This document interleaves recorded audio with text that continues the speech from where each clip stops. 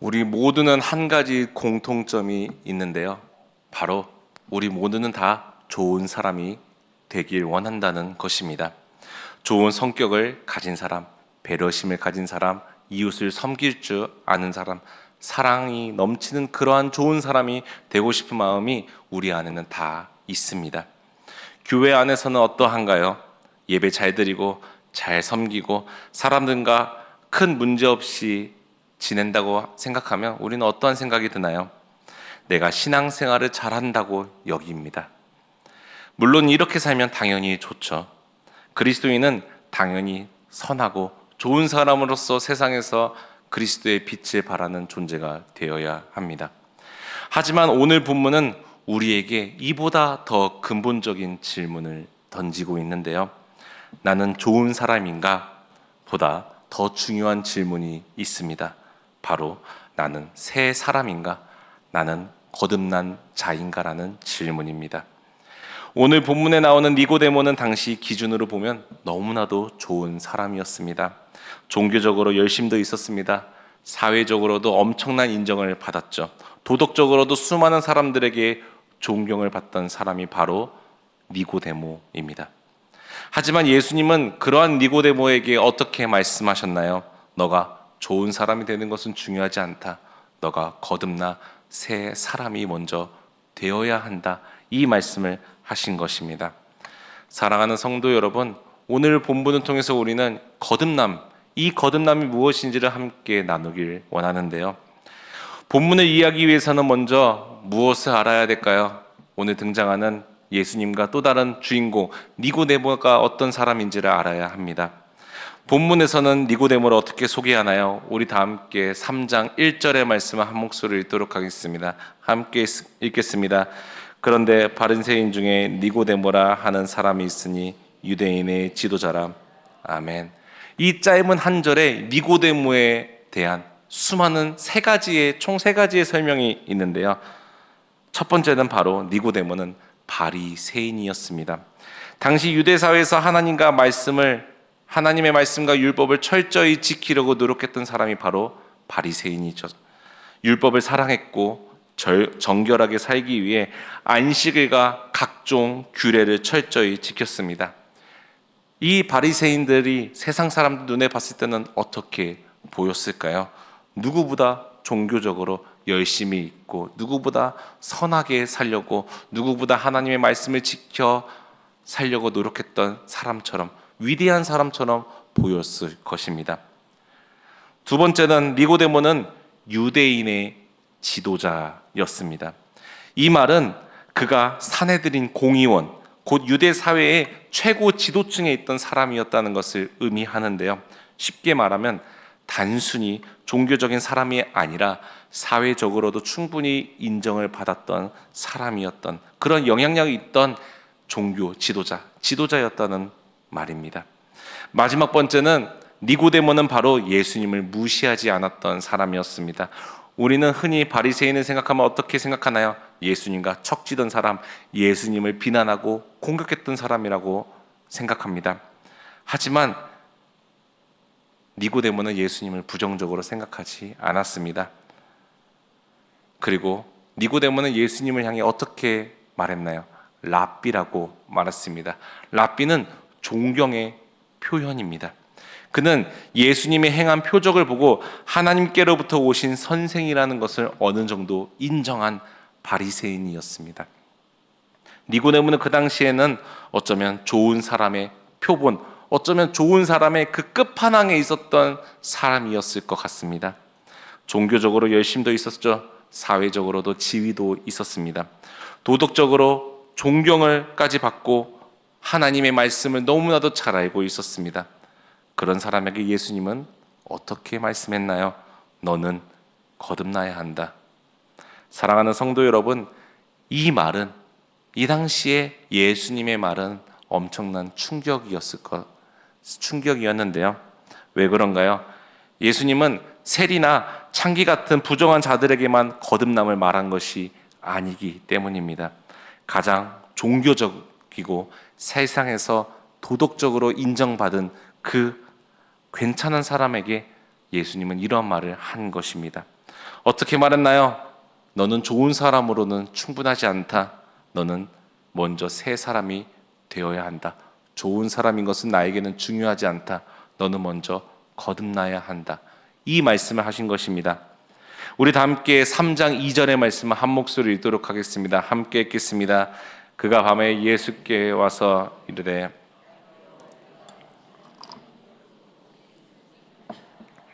하나님이 함께 하시지 아니하시면 행하시는 이 표적을 아무도 할 수 없음이니이다. 아멘. 오늘 본문에서 니고데모가 언제 예수님을 찾아왔다고 말씀하고 있나요? 밤에 찾아왔습니다. 그렇다면 왜 하필 밤이었을까요? 사람들의 눈을 피하기 위하기였음에도 그런 이유도 있었을 것입니다. 하지만 요한복음에서 밤은 단순한 시간만을 의미하지 않았는데요. 밤은 그렇다면 무엇을 상징하고 있었을까요? 바로 어둠을 상징합니다. 영적으로 보지 못하는 상태, 아직 예수 그리스도의 빛이 내 인생 가운데 들어오지 못한 그 상태를 요한복음은 어둠이라고, 밤이라고 표현하고 있습니다. 그런 밤에 니고데모는 예수님에게 왔습니다. 그는 예수님을 온전히 이해하지 못했습니다. 그저 예수님을 어떠한 사람으로 여겼나요? 하나님께서 보내신 선생으로만, 랍비라고만 여겼던 것이었습니다. 2절을 보면 니고데모의 말은 상당히 정중합니다. 예수님을 인정하는 것처럼, 하나님의 아들인 것처럼 인정하는 말로 하는 것처럼 보일 수 있습니다. 하지만 예수님은 어떻게 반응했나요?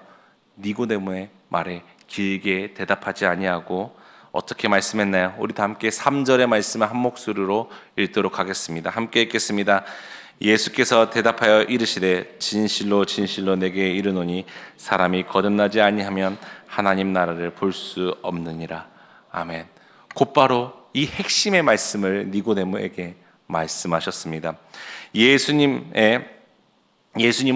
니고데모의 지식이 부족하다고 말씀하신 적이 없습니다. 종교적 열심이 부족하다고 말씀하신 적이 없습니다. 세상적으로 어떻게 더 좋은 사람으로서 살아가는 법을 알려주신 적이 없습니다. 예수님은 오직 그의 존재 자체를 다루고 계십니다. 어떤 말로 다뤘나요? 너는 먼저 거듭나야 한다. 너는 먼저 내 안에서 새로 태어나야 한다. 니고데모에게 필요한 것은 바로 이 거듭남이었습니다. 사랑하는 성도 여러분, 예수님이 말씀하신 이 거듭남에는 두 가지 의미가 있는데요. 첫 번째는 바로 우리가 너무나도 잘 알고 있는 본 어게인, 다시 태어남입니다. 그렇다면 두 번째는 무엇인가요? 바로 위로부터 태어나는 것인데요.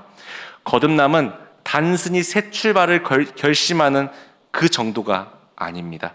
내가 마음 먹고 다시 시작할 수 있는 것이 거듭남이 아닙니다. 그렇다면 거듭남은 과연 무엇인가요? 위로부터, 바로 하나님께로부터 새 생명을 받는 사건입니다. 그러한 예수님의 말을 듣고 니고데모는 어떻게 반응했나요? 우리 다 함께 4절의 말씀을 한 목소리로 읽겠습니다. 함께 읽겠습니다. 어떻게 합니까? 두 번째 모태에 들어갔다가 날 수 있사옵나이까? 아멘. 니고데모는 어떻게 대답했나요? 니고데모는 이 거듭남을 육체적인 재출생으로 오해했습니다. 그러나 예수님이 말씀하신 거듭남은 육체의 문제가 아니라 무엇이었나요? 우리의 존재의 문제, 출처의 문제, 주인의 문제였던 것입니다. 우리의 신앙의 모습은 어떠한가요? 우리도 신앙을 도덕적 개선으로 오해하고 있지는 않으신가요? 술 덜 마시고 욕 덜 하고 화 덜 내고 교회에 잘 나오면서 열심히 섬기면 그게 신앙이 좋아진 것이라고 착각하고 있지는 않으신가요? 물론 거듭난 사람에게는 삶의 변화는 반드시 일어납니다. 일어날 수밖에 없습니다. 하지만 삶의 변화는 거듭남의 원인이 아니라 거듭남의 열매, 거듭남의 결과인 것입니다. 거듭남의 핵심은 무엇인가요? 내가 더 좋은 사람이 되었다는 것이 아닙니다. 내가 하나님께 속한 새 사람이 되었다는 것이 거듭남의 핵심입니다.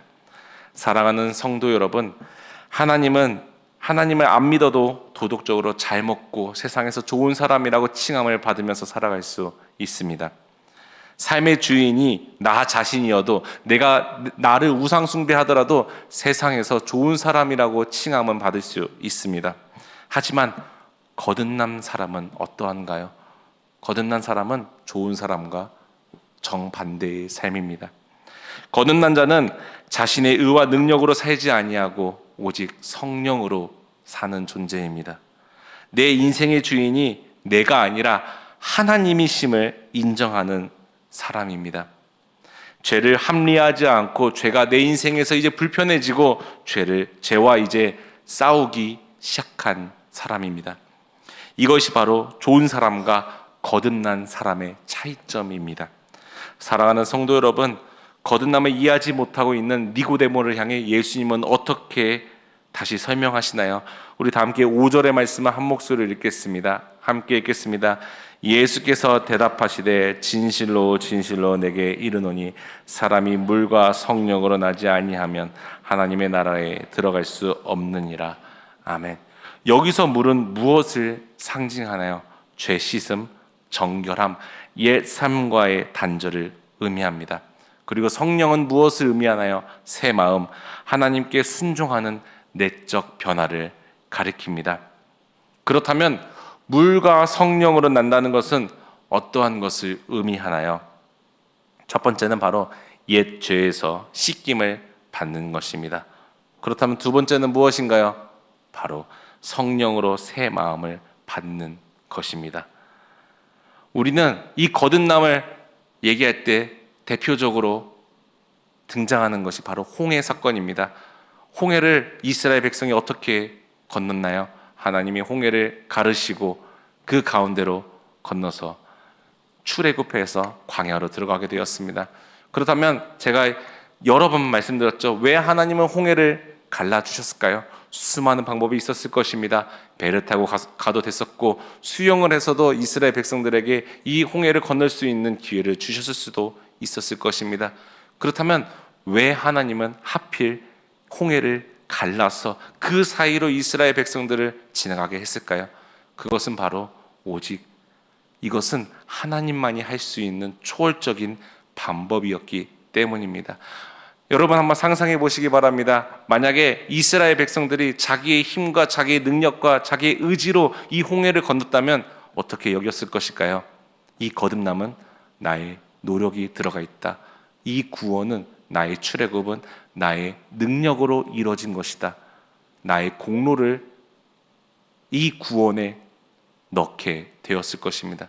그러한 인간의 연약함을 아시고 하나님은 어떻게 하셨나요? 오직 하나님께서 하실 수 있는 유일한 방법으로, 인간이 어떠한 노력과 능력으로 할 수 없는 그 유일한 방법으로 하나님은 홍해를 건너 이스라엘 백성들에게 건너게 하셨습니다.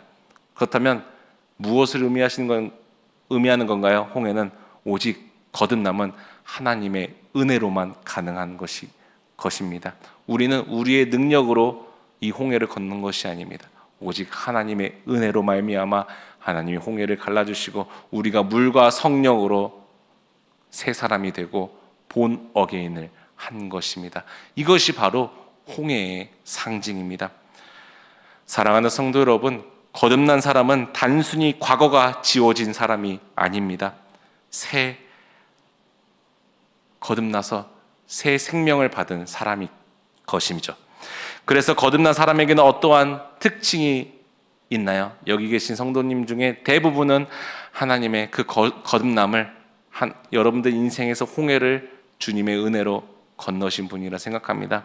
그렇다면 여러분들에게 어떠한 변화가 생겨났나요? 여러분들 인생에서는 무엇이 변하였나요? 죄를 대하는 태도가 달라집니다. 이전에 지었던 죄가 이제 어떻게 되었나요? 나에게 맞지 않아졌습니다. 죄인으로서 입었던 옷에서 이제 하나님의 자녀로서 옷이 바뀌었습니다. 누더기 같은 옷에서 이제 빳빳한 드레스, 빳빳한 정장 같은 하나님의 자녀다운 옷을 입게 되었습니다. 그렇다면 우리의 삶에서 당연히 불편해질 수밖에 없습니다. 죄가 불편해지고 예전에 우리가 생활했던 그 애굽에서의 생활의 모든 습관들이 이제 불편해지기 시작하는 과정이 바로 이 거듭남 이후에 광야에서의 우리의 그 성화의 과정입니다. 하나님 없이 사는 것이 너무나도 애굽에서는 익숙해졌지만 이제는 하나님 없이 사는 것이 두려워지는 상태가 되는 것이죠. 이전에는 내 뜻이 먼저였지만 나의 생각과 나의 의가 먼저였지만 거듭난 이유는 어떻게 되나요? 먼저 하나님의 뜻을 묻게 됩니다. 사랑하는 성도 여러분, 거듭남은 우리의 죄악된 모습의 그 기록만 지워지는 것이 아닙니다. 죄를 사랑하던 마음이 이제는 하나님을 향하는 마음으로 바뀌는 사건이 바로 거듭남입니다. 오늘 본문인 요한복음 3장 1절에서부터 8절까지의 주제는 거듭남입니다.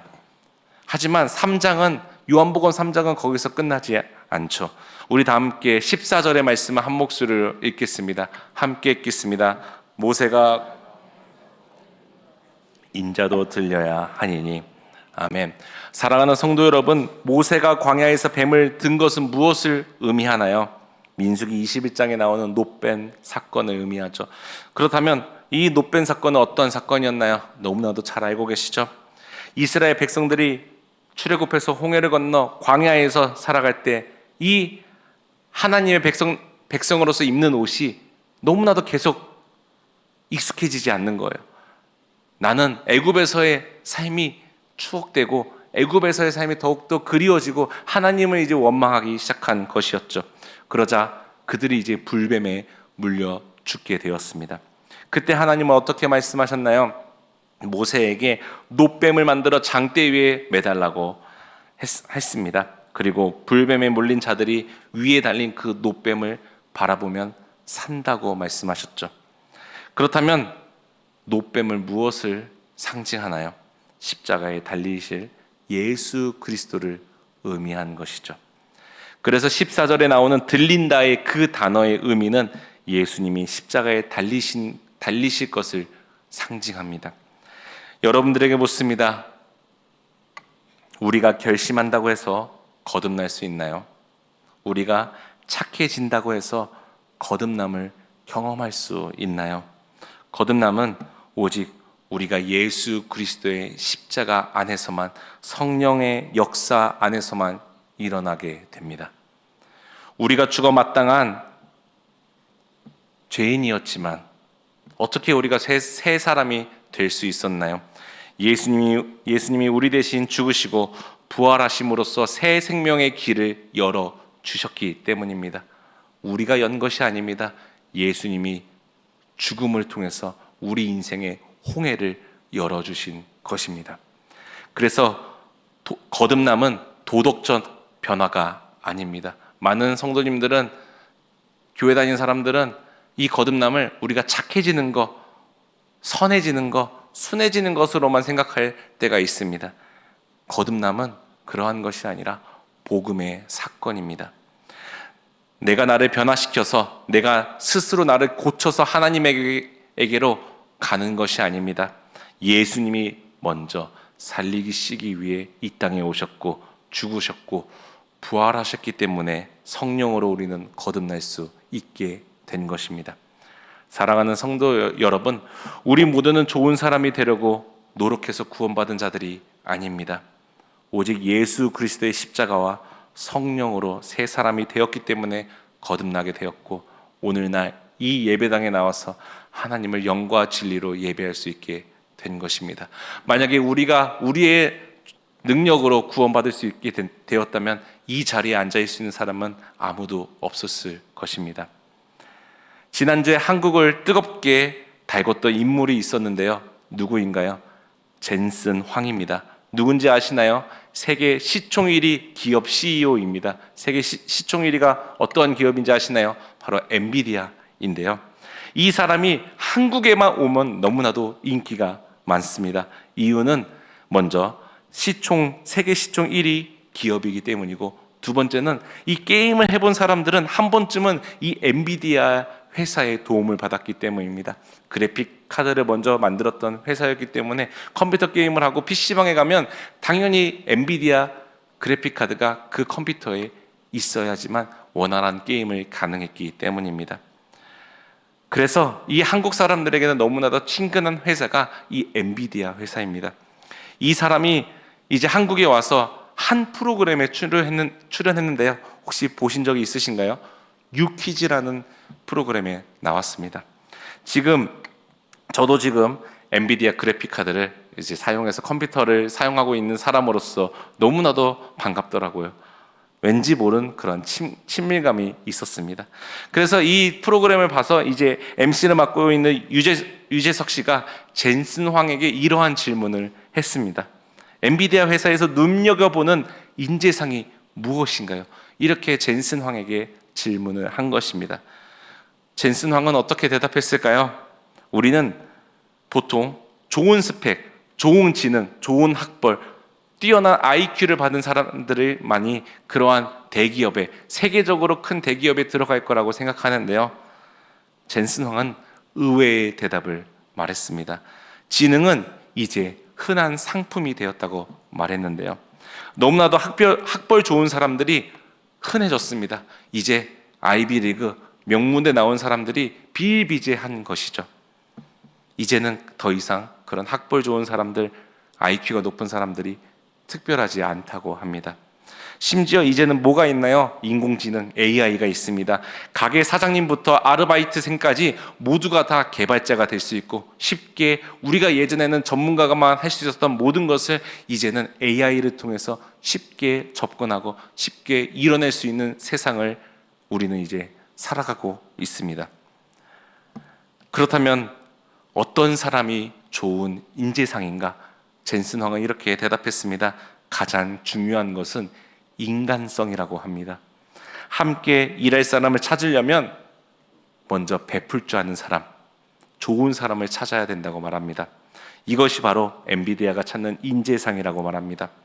사랑하는 성도 여러분, 세계 시총 1위 기업도 좋은 사람을 원하고 있습니다. 좋은 성격, 좋은 태도, 좋은 인간관계, 좋은 이미지, 이 세상에서 좋은 영향력을 끼칠 수 있는 그러한 사람을 원하고 있습니다. 그렇다면 교회는 어떠한가요? 비슷한가요? 정반대의 길을 가고 있나요? 비슷하죠. 우리 교회 안에서도 성실한 사람, 예의 바른 사람, 잘 섬기는 사람, 말 잘 듣는 사람, 문제 일으키지 않는 사람을 좋은 신앙이라고 말하고 있습니다. 그러나 예수님은 어떻게 말씀하시나요? 예수님은 그러한 세상의 흐름과 정반대의 대답을 말씀하십니다. 좋은 사람이 되기 전에 무엇이 먼저 필요하다고 말씀하시나요? 너는 물과 성령으로 거듭나야 한다.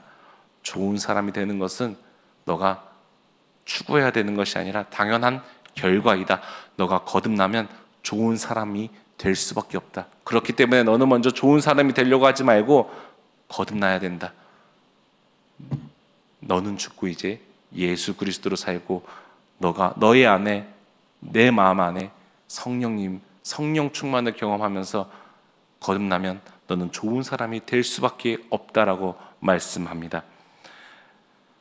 여러분들에게 묻습니다. 여러분들은 교회 안에서 좋은 사람으로만 살아가기를 원하시고 있지는 않으신가요? 니고데모처럼 예수님을 그저 랍비로만 여기고 있지는 않으신가요? 신앙생활에서 가장 위험한 착각이 무엇인지 아시나요?